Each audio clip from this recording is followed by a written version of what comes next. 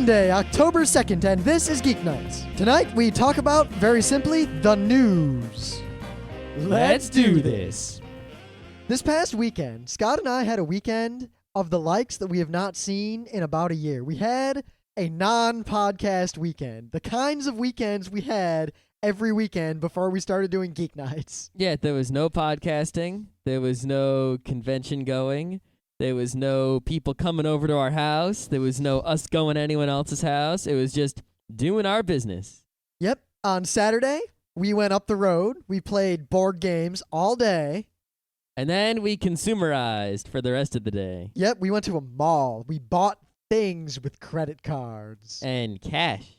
We went to a Best Buy and futzed with their sensors, making them think that more customers came in than actually did. Woohoo! I attempted to buy pants, only to find that they are too expensive for my frugal nature. I attempted and succeeded in buying Bionic Commando for the GBA. It came with Strider and... Oh, whatever. Mighty Final Fight. It was Bionic Commando. Anything else? I would have paid the $20 just for that. Yeah. I'll be reviewing that shortly. Mm-hmm. And then Sunday, we went apple picking. We got them apples there from the trees. Yeah, apples and cider, some donuts. Cider donuts. Yeah, something Pumpkins. like that. We got some pumpkins. I think that my pumpkin, because it's so understated, is far superior to Scott's bullshit pumpkin. What? My pumpkin puns your pumpkin. It's bigger by almost first off, when we're walking in to get pumpkins, Scott's trying to tell me that you don't buy the biggest pumpkin you can reasonably fit into your car, but in fact, that you should get some kind of smaller pumpkin. That's right. What do you need this big, giant pumpkin for? It's just a waste of space. Now, when it comes to pumpkins, bigger clearly is superior. No. I think you're trying to compensate for something with your giant pumpkin. I'm happy with a moderately sized pumpkin. I care more about the symmetry of the pumpkin. See, but the thing and is... the niceness of the surface of the pumpkin. The pumpkin you got is so pumpkin-y, it's kind of like Cyclops. Everybody hates Cyclops because he's just too perfect. And your pumpkin has that little handle coming off the top. My pumpkin, the way it's situated, is much more understated. It's a sleeper pumpkin. Yeah, because there's nothing exciting about it. It just puts everyone to sleep. My pumpkin's exciting and awesome and cool. Yeah, we'll see what happens when the pumpkins actually have some sort of competition. I don't know where I could go with that. When we carve them and see who carves it better? Neither one of us has any sort of skill at that whatsoever. That's why I'm going to get the internet to help me in this. You get a piece of paper and you shine a light through it, or you just get like a stencil and you trace onto the pumpkin, and then you cut out along the lines. Somehow I think your original plan of hiring Yuko to make you a pumpkin was far better. Yeah, that's also a good plan, but we'll see what happens. Either way, my pumpkin will pun you. My pumpkin, I think, is going to be a traditional pumpkin. It's going to have 2 triangle eyes and a mouth with some pumpkin seed teeth in it. That's so lame. Oh, and my pumpkin's totally going to get a better candle. What? My pumpkin is going to be a bomb. What? Hobgoblin? My pumpkin is going to be full of gasoline and styrofoam. Okay, well, you can have that pumpkin far away from the house. I was trying to think how many more pumpkin jokes I can make. There really aren't so many. No, not really. I mean, we're going to make some pumpkins. What do you want? Everyone's got to get some pumpkin. Yeah. I mean, I don't think Pendulette's going to be doing Do they celebrate Halloween in other countries the way they do in the U.S.? Because we have listeners in other countries, and they might not, be into the whole pumpkin Halloween thing. Well, I have a funny short anecdote before we get into the news about just that kind of question. Mm-hmm. You see, when we were in high school, now I'm not going to mention any names, but there was a girl in my 10th grade social studies class. Oh, God. Who was also in my 11th grade social studies class. I've heard this story. Well, no, you haven't heard this specific one, I don't think. I've heard stories about this girl. Oh, yeah, this girl, once we're talking about Vietnam and the Vietnam War, and we're talking about it, U.S. involvement, troops there, how we had troops there for a while. And then he stops talking. The teacher, says, blah, blah, blah, troops there. And he stops. And there's silence, and he's about to ask a question to the class. She raises her hand. And he's trying to ignore her. He's doing his best to ignore her. Because she has asked some dingers before. So he says her name, and she looks at him and very earnestly asks, "So are those troops still there?" And he said, "Yes," her name. "They are." And she goes, "Really?" And he goes, "No, they're not." So there are all sorts of stories. I mean, that is probably the least funny of the stories about this woman. Not even a woman. She was a 10th grader along with me. But one day, we're talking about the 4th of July, Independence Day, U.S. breaking off from Britain the first time. Mm-hmm. And we start talking about this, and she asks very seriously, how do other countries celebrate their 4th of July? And and the teacher, without a beat, said, I forget what he said, but he made some crack about Britain celebrates it all right. But yeah. Yeah. So, Halloween, pretty awesome. Yeah, if you can tell, we had Throwaway Thursday followed by Throwaway Monday. Woohoo! We're throwing away the days until CitiCon this weekend. Yeah, this whole week, starting last Thursday, is pretty much just gone. Yeah. But anyway, CitiCon is this weekend. Yes, we are going to be there. It's going to be wicked awesome because we are going to make it wicked awesome regardless of what goes down. Even if we get there and it's a cardboard box on the side of the road, we will provide you with the happiest 3 days in a cardboard box you can get. In fact, I think in the future we're going to do a whole episode on that, about what to do when life gives you shit. Yeah. AKA make shit aid. Exactly. But no, come to CitiCon in Utica, New York if you are within throwing distance. This weekend, Friday, Saturday, and Sunday, Citicon.com, Sitacon. We're going to be plugging it all week. Try the veal. Yep. Okay. News time.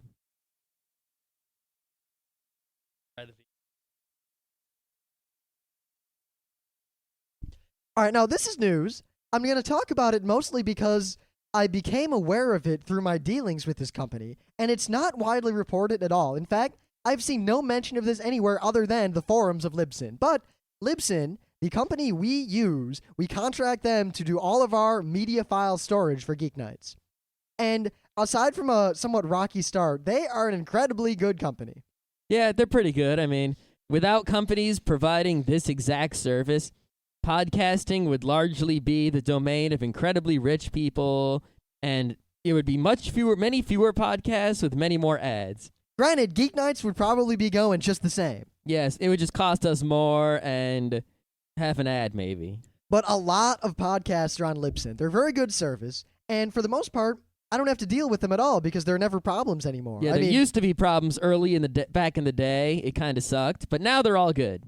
Yeah, I mean, they've got great stats. Everything's great. No problems at all. We love Libsyn. Mm. And we're not plugging them for any reason because we actually pay them for the service. It's not like we're getting anything from them that they're not being compensated duly for. Yes, this isn't an advertisement. This is an honest whatever. Well, I was on their forums because I was trolling about something. I forget exactly why I was there. It's not like I go there for support. And I got to say, Libsyn gets a lot of shit from their customers that's entirely unwarranted. Because the customers don't know shit. Most of the customers who have problems with Libsyn, or people who hate Libsyn, are people who just don't know anything about podcasting at all. You should see some of this. But apparently there's a problem where recently this group calling itself Perverted Justice was going around sending emails, angry emails, to any podcaster they could find who they knew was on Libsyn because they didn't feel that Libsyn was addressing their concerns. All right. Now, I'm going to sum up. I'm not going to read. So Libsyn did something bad to Perverted Justice, and Perverted Justice tried to get Libsyn customers to fight Libsyn and join their alliance. They're basically trying to bully Libsyn into doing something. All right. Now, the crux of the matter, and I'll state right now that we do not support what is going on here. This is very much I don't agree with you, but I defend to the death your right to say it. It has to do with child pornography. Uh-oh. All right. Uh-oh. Now apparently... I've got a funny story, because that just reminded me of something. Wait a minute. When I say the word child pornography, the last thing I want to hear is you say, I got a funny story. No, because the way you said that reminded me of 10th grade. I think it... Hold on, all right. I think it was definitely 10th grade. You ready for this? Okay. I don't know if we're going to break the law here. No. In 10th grade, I had this class. It was for my social studies, whatever requirement. Yeah. It was like current events, history of, recent history and stuff. And the teacher was mad cool, Mr. DeFelice. He was the first libertarian I ever knew. Did you and this mad cool teacher have some sort of illicit... No. So on every Friday, instead of actually teaching the class, we had a current events game where what you had to do was write down questions, 5 questions with answers about current events. And then you'd make teams, and he would bring the questions out, and you'd try to answer them, and whatever. All right, yeah. Whatever team won got bonus points. And You know what? It's funny because I think every 10th grade social studies class had the same thing going. Yeah. So there was one kid, and one week he was just getting all the answers wrong. His name was Mark, and he was just like, "Oh, you got it wrong. Oh, you got it wrong. Oh, you got it wrong." Right? And there was a news story that week about a teacher at another school in the state of Connecticut who got fired for having child porn. I think it was like a college professor had child porn on the computer and he got fired. So finally Mark gets, they come back to him and they got this question like, so-and-so was fired. Why did he get fired? And he goes, child porn. And the way you said child porn, like, pulling it out of the hat was just like that. All right. So, aside from the child porn story that Scott just told us, there's this podcast called, I'm not going to say the name of the podcast because I don't want you to actually go check it out. I don't want to promote them in any way. Even though I do have, I don't want to listen to it, but I want to know what they say. What is there to say? I've seen a lot of people assess the situation here, but basically this podcast talks about changing laws to make sex with younger children legal and changing the age of consent and all this stuff. So they're not giving you instructions on how to trick kids to get into your van, and they're not telling you the URLs of websites with child porn. Well, from what I can gather, I mean, I have not listened to it either, but from everything I've read and other people who have done research, it seems that the podcast talks about some sick things, and the podcast is creepy and scary. I imagine it is. But it does not advocate any illegal acts, and technically nothing it does is illegal in any way, shape, or form. All right. Now, Libsyn's policy, which I did not know regarding the content of podcasts, is very simply, if you're paying them money, unless the podcast you're putting up is actually in violation of United States law, they will not in any way prevent you from doing business with them. And that is as it should be, being liberated syndication. I mean, Libsyn, they even had a statement to the effect of, we don't like this, but we're not going to get rid of one of our customers just because you disagree with them. Yep. I think that's the way it has to And be. furthermore, especially if you're going to call yourself liberated syndication, you can't really have a different policy, can you? Now, even better, the way Libsyn is handling this is that they did investigate the podcast to make sure they weren't doing anything illegal. Wow. I wonder how they must have given the guy who had to listen to that podcast a raise. Beyond that, actually, apparently what they did is they made the guy who does the podcast transcribe all of his episodes. They could read them. That's fine. Furthermore, they told this perverted justice group of interesting folk that if they have concerns as to the legality of a podcast, they should contact the FBI immediately, who will work directly with them. Yeah, that sounds good to me. So I guess I would like to say that this news here, which I bring up mostly because I really have a lot of respect now for Libsyn, because they stood up for something that is horrible and despicable, but yet it is the person's right to talk about it. Yeah, that's the only things that really need standing up for are horrible and stupid things, because no one needs to stand up for something that's not horrible, because no one's going to try to bring it down. Yeah, one of the arguments I would make is that what if there were a podcast about overthrowing the government of the United States, or about communism, or libertarianism or something? Those things are just as anathema to some people as this. And this isn't illegal, and if we want to have a First Amendment, the right to speak freely, then we have to accept all of the consequences of having that, including speech we don't want to hear, speech we find offensive, speech we might think is dangerous. Yeah, and if you don't like it, no one's making you listen to it.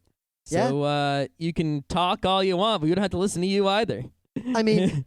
There are reasonable limitations to speech, but the key words are reasonable. Yeah, here. if someone made a podcast where they gave specific instructions on how to make a nuclear weapon or biological weapon, and they told you, go make one now, and then go set it off here at this time, that's not okay. Yes. But if you're just going to say, please, please, please, please let our horrible perversions be legal instead of putting us in jail where we should be. You can say that all you want, but we're still going to come and put you in jail where you should be. So I guess, I mean, Libsyn gets a lot of crap for a lot of things, but stand up for Libsyn on this one because I think that they're doing probably the most ideological thing they can do. They're standing up for what they've said they'll do. Mm-hmm. All right, so Jan Lek Johansen. AKA DVD Jon. DVD Jon. Or DVD Jon to all of you barbarians. Yes. DVD Jon is a famous dude. When he was 15 years old, he cracked CSS, which allowed everyone to copy DVDs. DVD Jon is basically the reason that you can play DVDs in Linux. Basically, yes. The reason that you can rip DVDs to your hard drive is DVD Jon. Anyway, he at one point, broke Apple's DRM on, the iTunes stuff, but then they fought back and Apple got ahead, and now other people are doing that. However, DVD Jon stopped being a punk kid, and now he's got a company. And what he's done is he has reverse engineered the Apple DRM. But he's not putting out a tool like, Fair Use for WM or, Qt Fair Use that allows you to, turn your, iTunes store purchases into MP3s. No. He is making it so that other companies can distribute music and songs that are protected with Apple's DRM. Because right now, if you want to make a song that has Apple's DRM protection on it, the only way you can do it is letting Apple do it for you in the iTunes store. Now, if he succeeds in doing this without getting sued, he will be able to open up, or any of his customers will be able to open up a music store on the internet that will put out music that is DRM'd and will work on iPods.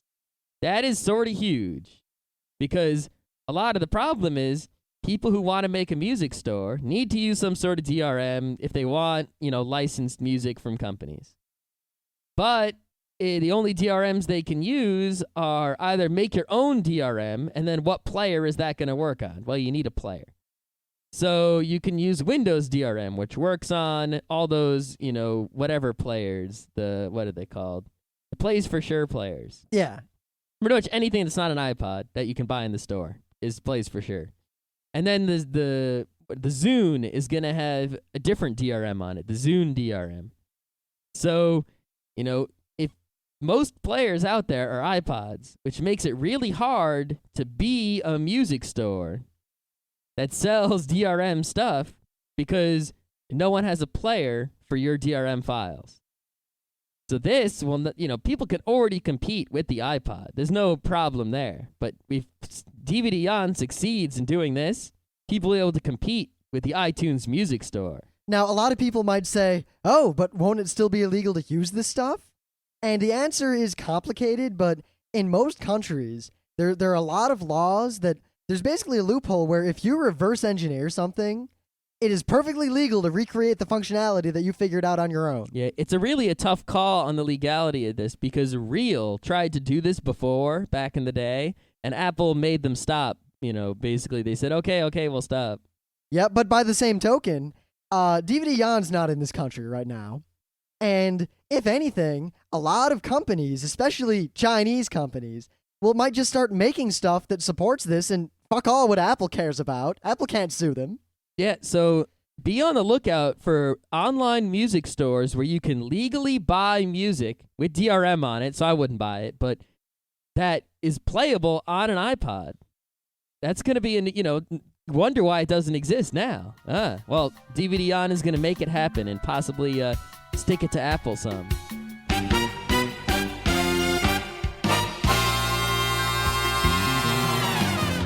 Things of the day. Oh, I got a mighty good thing of the day right here. Oh, do you now? Yeah, well, what this is, it's a typical bathroom rules joke. I mean, this is an old joke. Yeah, there was a Flash executable going around when I was in high school that did the same basic joke. I had a friend in high school who wrote up a large document that was basically this joke. But essentially, the joke is it's sort of a truth and a joke in that this is how things go in a men's bathroom. For the most part. Yeah, the most part of the joke that always seems to stay true is the stall selection or the urinal selection. You always want to have at least a 1 urinal buffer between you and another guy. Go to the ends first and then the middle and, all that. Yeah, except I pretty much completely ignore that, and I just pee somewhere. Yeah. Often between two people. See, there seems to be 3 categories. There's, there's a minority of guys, but still a large number, but a minority, who have a problem going to the bathroom. Like, if they're next to someone, they can't go. They have a problem. I'm not one of those people. I had that happen once, but that was because I held it for too long. Oh. Yeah. Oh. Long car ride. Yeah. And then there's the kind of guys who, they go wherever. They don't care. They'll stand right next to you and look at your wiener and pee. They're scary. And then there's the people who are kind of normal. They won't stand next to someone if they don't have to. But they don't really care if they have to, and if every urinal is filled except for one and they got to pee, they pee. What do they care? Yeah. That's me. There was a time our marching band in high school was on the way back from a big competition or something. And we all really had to pee, like 10 school buses full of kids. So we pull up on this rest stop, and we all get off, and we all run into the bathrooms. There were 2 urinals and 1 stall for the guys. Oh, I heard the story. Yeah, and like 100 guys. So, the line's going, and finally, this kid, no names here, but one of my favorite kids in high school says, "Fuck this," and he runs in and pees in the sink. He's the winner. And then everyone peed in the sink, and the guys were done almost 45 minutes before the girls. Woot. That's all I got to say. Anyway, so this video, they made it using The Sims and SimCity. It's a little machinima. It's pretty good. And they made the same joke about, choosing urinals and how to operate in the bathroom. And then they took it a step further. And then a step further. And it gets pretty funny because you don't expect where it's going, even if you've heard the joke before. There's also a lot of little subtle jokes in it throughout. Like the narrator's like, blah, blah, blah, blah, blah. Awkward situations in the restroom, blah. And if you notice, the guy sitting in one of the stalls is naked. Yep. And the other guy kind of just notices that. Yep. Or the one where it says, if you go into a stall and you find that the previous guy didn't flush, walk out and go to another one. Gasp thrice. Yeah. Yeah, there's a VG Cats that I'll make that a thing of the day someday. Lol. Yeah. All right. So, real quick, not much I can say about this. Other than that, I'm disappointed in the propaganda at the top of this page I'm linking to for my thing of the day. Mm-hmm. Because while the works that are presented are wonderful things, they're trying to somehow use this as propaganda for Pastafarianism when we all know that the Ramanites hold the true noodly appendage. I don't know. So these are a bunch of flying spaghetti monster carved Halloween pumpkins. Oh my god. Of varying quality. I'll admit most of them are pretty piss poor. It's kind of hard to carve out a noodly appendage in a pumpkin. Yeah. Well, the thing is, I was kind of hoping to see, people who are really good, how they'll scrape out the pumpkin but leave the skin there so they have shading on their things. And Yep. I know exactly what you're talking about. no one made that kind of flying spaghetti monster. Maybe someone will. I hope so. Because the way that works is, you take the skin off the pumpkin, and then you shave deeper in parts that you want to have a brighter color, and you shave less deep where you want the darker color. And then the candle shines easily through the parts that are shaved a little bit. That are shaved a lot.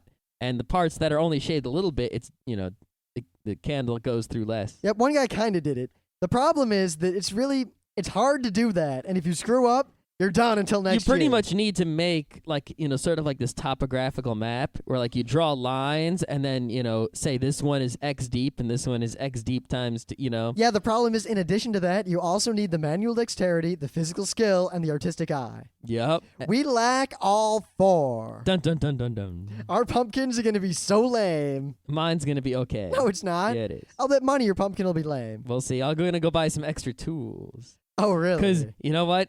Even if a man doesn't know what to do and doesn't have any talent or anything, if he has the tools, he can do something. Yeah, more damage. That's right.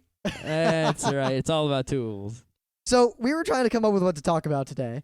Because Mondays are real easy, except when we don't feel like doing any research. Which is all the time. No, every now and then, we've been all set to do a Monday. Sometimes. Yeah. And if we do a tech news roundup, just bam, bam, bam. Yeah, the problem with Tech News Roundup is that Everyone one, likes them. People love that as like the best Monday we ever do. Yeah, but like every other podcast just does that as their podcast. So what do we want to, Well, not to sound full of, egotistical leanings, but more than one of our listeners, which actually means 2 of our listeners, have said independently of one another that we do Twit better than Twit. You know what? This week Twit didn't do Twit. Really? I didn't notice. Well, they kind of did. They were at the podcast media expo and they just kind of talked to a bunch of podcasters and stuff. Uh-huh. They didn't I mean they went over some tech news but not a whole bunch. Not like they usually do. So we're going over ideas, and, we have about 20 Mondays in the queue, but each one of them requires some small how to amount. build a computer, how a computer works, part 3, Nah, part 4, aside part from 5, all that, part 6. We have a lot of shows we've got planned that just require a little bit of research and planning, because they're the kind of shows where we'll actually be more informative than we normally would. Yeah, send us more Monday show ideas, and not the same ones over and over again like you've been sending. Yeah, we know IT security. We're still trying to work out what to cover to make that interesting to those of you who aren't techie, while not being completely useless to people who are techie. Also, there's an existing podcast called Security Now. You can listen to that, and it's a whole podcast, all of basically that would, be the same thing we would do, only better. If anything, we tend to provide overview and humor. Yes. If anything. That's what we hope. That's what we hope you provide. And Rust Hurricanes. Rust Hurricanes. No, you're thinking the wrong podcast again. You can't hold 10 Rust Hurricanes. You can't hold 10 Rust Hurricanes. What's wrong with you? But I'm sitting at work, not doing anything, because there was no work for me to do today. And I asked. I was like, can I do some work? And there wasn't any. I was home all day. Yeah, you know what? My office was empty. All the Gentiles were at work and everyone else was at home. Yeah, in case anyone doesn't know, today was a Jew holiday. Non sequitur. Not really. Kind of. It wasn't a non sequitur at all. I just said it was a Jewish holiday. And anyway, I was born Jewish, but... that was a sequitur, Scott. I guess, but the problem is we started talking about, Tech Monday, and now we're talking about Jew Day. I was getting to that. All right. I was getting to that because, you see, I'm sitting at work and I'm messaging Scott ideas for the Monday show. And they were all ideas that we didn't feel like doing today. Well, tonight. And then I thought, I'm looking through the news because I also needed a news and a thing of the day. And I realized it when I saw an old piece of news on Dig. This is what started it all. I saw this piece of news from like 8 years ago.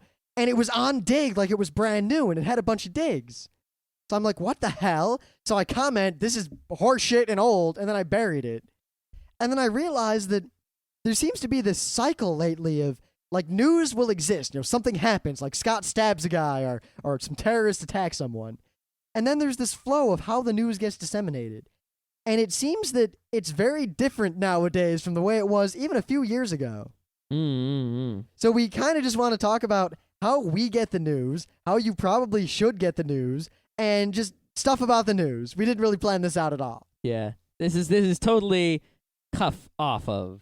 Off my cuff? I'm not wearing any cuffs. Uh-oh. In fact, I'm wearing a tattered button-up shirt. That's how off it is. Wow, my shorts are tattered too. I didn't even realize that. So when it comes to reading news, I'm going to try to keep this technology internet kind of. All right, yeah, we're not going to talk about newspapers. Mm-hmm. We're going to talk briefly about radio. Yeah. There are generally different kinds of sources that you get news from. There's the direct source. Some guy comes over to your house and he says, I saw this thing going on down the street. Or you see something happening with your own eyeballs. Now, see, that's eyewitness and then primary. Yep. The two best sources you can get. That's pretty much, guaranteed to be true unless the guy who says the primary source is insane. Or nutty in some way. Then there are secondary sources like CNN, we heard that a guy saw. Or, the AP Newswire. Yeah. Which just gives its news directly to CNN, who copies that news and perhaps rewrites it, but without changing the information. Of course, then there are the tertiary sources, a.k.a. the people blogging or making shit up. Yeah. Which surprisingly, well, I guess not surprisingly, is becoming more and more common. And people seem to believe that more than CNNs and things for some reason. I guess because, the way it's written and presented feels more honest and genuine than the assumedly conspiratorial news networks. Yeah, the conspiratorial, left-leaning, yet right-leaning, vast conspiracy. Yeah. I mean, I love how the people on the far right in this country accuse the media of being left biased, and the people on the far left accuse the media of being right biased. You know what that tells me? If people on the far right think it's too far left, and the people on the far left think it's too far right, it's probably in the middle. No, it's very much leaning toward money. Ah, you are correct. Fox News doesn't care if a conservative or a liberal is in power or a communist or a dictator or whatever. They care about making money. So they do things that get people to talk about them and watch Fox News. Money, money, money. Money is the sole driving force of conventional media. Don't think otherwise ever. Yeah, I wonder what makes, because we do know it's pretty objectively true that Fox News is slightly right-leaning, at least. I wonder what it is about being slightly right-leaning that means more profits than being slightly left-leaning. Well, I've heard some people say that it's because the Republicans have more money. Uh-huh. Yeah, but at the same time, most of the Republicans watching news are poor hicks in the woods. Not necessarily. No? Nah. Yeah.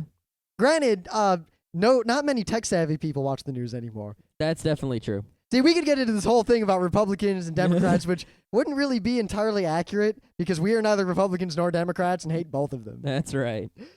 Anyway, so those are another kind of place you can get your news from is like Slashdot, which is sort of an editorial news aggregator.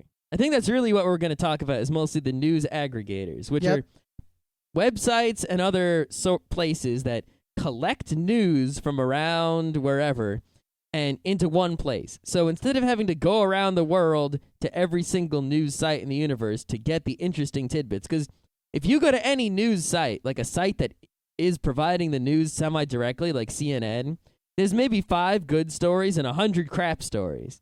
And if you had to go through the effort of picking out the 5 good stories without reading any crap, you're going to be there for a long time, especially if you're doing it to a whole bunch of news sites. I mean, you could spend your whole day doing that, every single day of your life, and never finish. Now, I mean, these sites, Slashdot, Dig, Bark, some people would say BB Spot, though not really. Not really. Reddit. Yep. There's a lot of them. Drudge. Yeah, Drudge. They're all varying levels of it comes down to there are 2 factors on any sort of news source, especially on the internet. There is speed of delivery, how quickly the news gets there, and accuracy. They're usually in an inverse relationship. The faster you get it, the less accurate it will be, and vice versa. Yeah.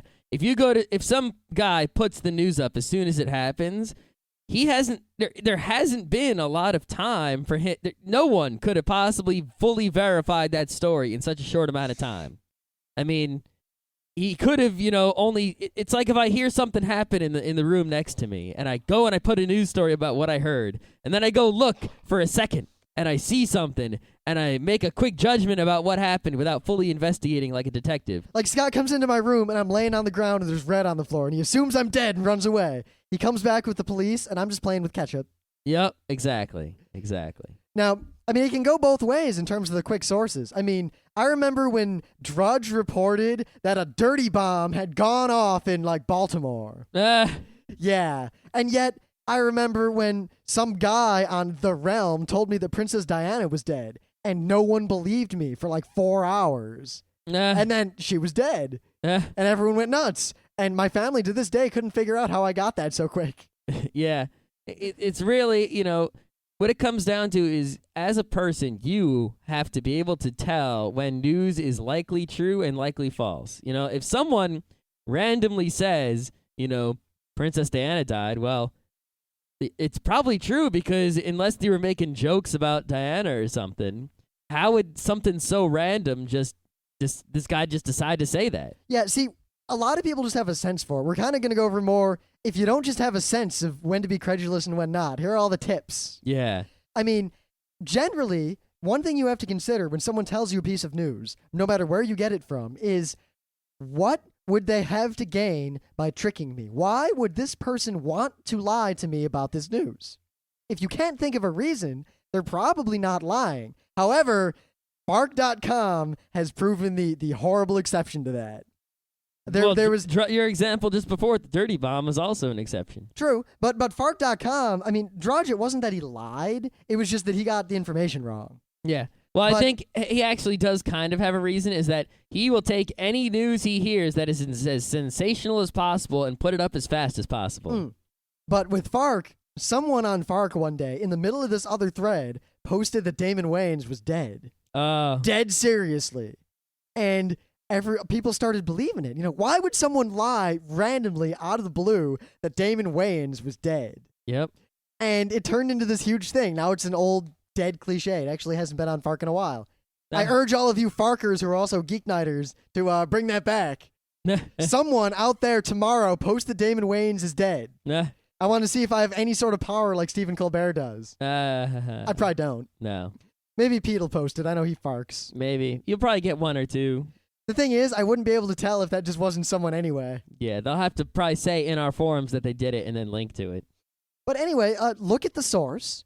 And the most important thing you can do aside from looking at the source and trying to figure out if they have a reason to lie to you is very simply to see if anyone else is reporting on the same news. Yes, remember there was a news story about like the dogs that were zombies or whatever? Yeah, the Russians had like frozen a dog. I think it was in an Australian newspaper, and the article was only on this one site, and it didn't link to anywhere. And there was a picture of a living dog, and it was just a bunch of words, and there was no other site reporting this. There was no nothing. In fact, I remember that one because they used the word boffin, and I'd never heard that word before, and I actually had to look it up. Yep, that's exactly the one I'm talking about.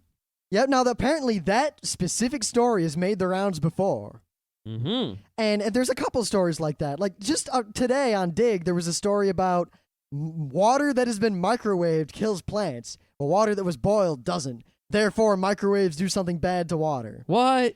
Complete horseshit, been totally debunked a million times, but there it was on Dig with like 1,000 digs. Yeah, so there are fake news stories that go around. However, in all cases, unless it's some sort of vast conspiracy by a government, which honestly, I don't think any government in this world has the sheer power to silence that many people, to have that big of a conspiracy. Yeah, the government, the U.S. government does do things with news that are not cool. Like they make those fake news stories, and then all the news stations take them and put them on the news, on the TV news, as if they were news stories. Yeah, or we do psyops in other countries. I mean, we've admitted to it in the past, and so have other countries, where we'll put fake news out in order to confuse other countries. But they're not, if that's the best they can do, they're not doing mass cover-up conspiracies to make you use microwaves and kill, and so you'll die.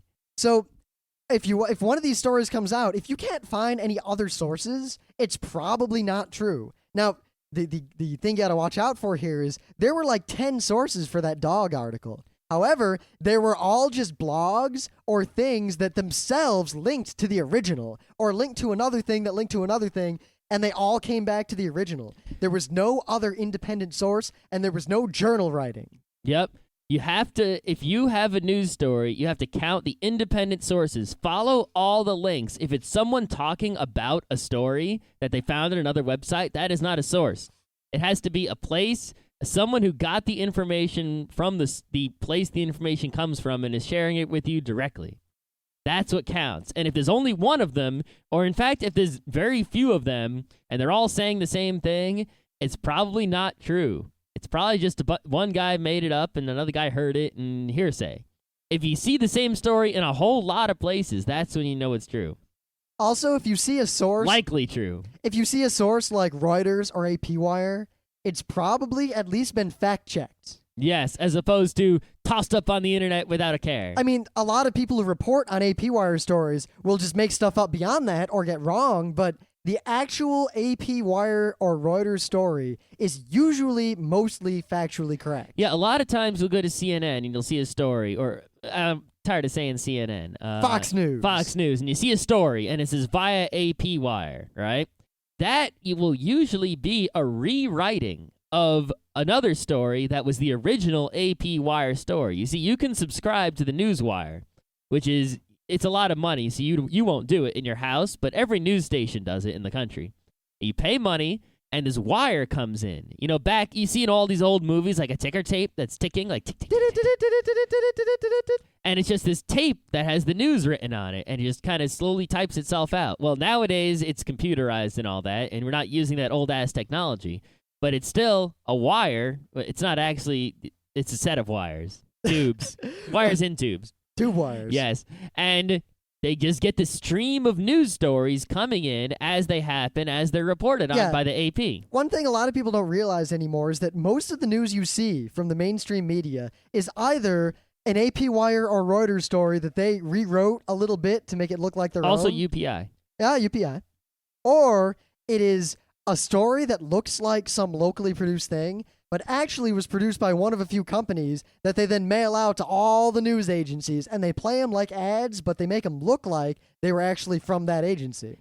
Yeah, let's say you're watching your local news, your guy down the road reporting, it's only broadcast in your area of your state news. Yep, a cat was found today. It was returned to its owner after a horrible ordeal on the street. Here's what's happening at the high school down the road, and then you'll see like the cooking guy, and he gives you like a 5-minute cooking tip, all right? That cooking guy is on the news and like 200 other news stations around the country. He makes that news bit, and then all these other, local news stations buy that bit and put it in their show to fill up time. That's where that comes from. So where do we, Rim and Scott, the almighty gurus of news gathering, get our news? Many, many places. I personally, mostly for Geeknights, but also for everything else, I read Fark/Dot. I go to Dig occasionally if I really need some news, and Google News. I frequent /dot, Google News, I said /dot already. Good game. I go to Dig, but I'm really good at figuring out what's good and what's not on Dig. And then I go to a whole bunch of blogs, but I don't go to I'm some guy, I have a blog. I go to Engadget or Kotaku, which are basically just specialized news aggregator blogs. They'll go and find all the video game news, and they'll take the interesting ones, and they'll post links to the real news on IGN or wherever the real video game news comes from, because IGN is not a pleasant website to go to. Right? No, good God, no. Yeah. And then they'll post a funny quip, so it is entertaining and also informational. See, I read Fark for the same reason. Now, remember, there's the whole balance between accuracy, speed, and all that. Mm-hmm. In terms of knowing what's going on right now, the breaking news, like something happened, OMG, as in, something important is happening right now that you should know about. The fastest way to know about that, in my opinion, other than sites like Drudge, which to me are a little too jumping the gun, a little too inaccurate, or, listening to police scanners all day, is simply to read Fark. Because whenever there's actual news, it is on Fark within minutes. Yep. Partly because there are Farkers everywhere, and they'll post, I just saw a building blow up, long before the news posts that a building blew up. One thing I got to say, though, about all these blogs I read is that you have to really read them carefully. For example, there'll be a headline that says, "We price $250," and then there'll be a question mark. That means it might be. They don't know. Now, and a lot of people would see that headline and go, "Oh, we price is $250," because they're dumb. I'll decode this real simply. If you ever see a headline that asks a question, that news article is probably bullshit. Well, it's just someone speculating. It's not actually information. The problem is a lot of people don't read carefully, so they get the wrong information. Well, not only that, but most articles like that ask the question like, we $250? Sony going out of business? Intel buying AMD? They're not actually even reporting on anything. It's not even a rumor. They're just going to have some op-ed speculation bullshit in order to get some ad revenue because it's a topic that's hot right then and people are looking for news on it. Yep. Almost always, if you see a headline like that on the internet, that's what it's all about. Mm-hmm. So don't even bother reading a story that has a headline with a question mark. Another thing you have to do that's very important, when you read a news article, look at what site it's on. Because when you're using something like /dot or Dig, you're reading news stories from different websites all over the world, So if they link to a story on CNN, well, that's pretty reliable. They link to a story on Newsmax, go, after you see the story, if the story doesn't seem too plausible, go to the homepage of that news site and see what other stories they have. It is very likely that, on the internet, you will arrive at news sites that are horribly, horribly slanted. I mean, Fox News, whatever. There are sites that are outright like Nazi news sites. They exist. And they will say, they'll have news like, Jews killed 1 million people today. Ah. Yep. Or like the Republicans eat babies. So, and sometimes those news sites that are just crazy will have a news story that is a little bit crazy, but, hits just the right nerve and ends up on Dig or something. Yep. Or one that went around widely a while ago, in fact, it went around twice, was this story that Bush had said to someone that the Constitution was just a goddamn piece of paper. Yeah. Now, while many people would like to believe that he said that, and he may well have said it, there was absolutely no credible source that he actually said that. And all of that shitstorm came back to one site that, if you read it carefully, was just an op-ed and didn't even claim that he said that. Nope. And it was just blown out of proportion. Well, it was a satirical op-ed, but the point is... Yeah, but it was presented in a way. It was presented in a way. That's why it tricked me. Yeah. I bring it up because it tricked Scott. He comes to me, he's like, "Do you see what Bush said?" And I'm like, because the guy, he wrote an op-ed, and if you look at it carefully, you realize it's a satire, but he presented it as a news story, and once you click on the site, you could see, oh, this is a mad lefty site where they just make shit up. Yeah, because don't ever think that we would say that the left is okay and it's only the right who does this stuff. No, everyone. If you go to if there's a news story that says Bush rapes baby and it's on buckfush.com, guess what? It's fake. It's probably not true. So hopefully the next time you see something reported somewhere, you'll at least be able to tell if it's fake or not. Luckily, we haven't had, a lot of our listeners, you send us a lot of email suggesting things today in news, and we read them, and usually we, save them away, or something we already seen. A little while ago, someone suggested a thing of the day that, in fact, was a thing of the day 4 months ago. But no one has really sent us bullshit news, so maybe our listeners are really all awesome. Maybe they are. But I have seen bullshit news posted in our forum. True, but they haven't sent it to us personally. No, they haven't. I'll give them credit. Yep. Plus, places like forums are the best place, because even if you're lazy, if news, you think it's shady, look in the comments of a site like Fark or Slashdot or maybe Dig, but Dig users tend to not really research at all. Yeah, look for me on Dig. Yeah, but go to Slashdot, and if a story is bullshit, there'll be a whole bunch of people saying it's bullshit right away. That's another useful thing, actually, is Slashdot and Dig. They have these friends features. Now, there are other uses of the friends features I'm not going to talk about, but if you make someone your friend and you read a story, you'll usually see their comments way up top. And that's a really easy way to see what people you know and trust say about the story if they posted a comment. And they're definitely, if you're friends with someone and you're not stupid, and if you're listening to Geeknights, I'll assume you're not stupid, then you can probably trust that their comment is more accurate than, some comment of the masses who are... this assumes you keep the company of smart people, which I can't imagine why you wouldn't. Yeah. Don't always trust what your friends say. Unless you trust that your friends are smart. So the moral... don't listen to us.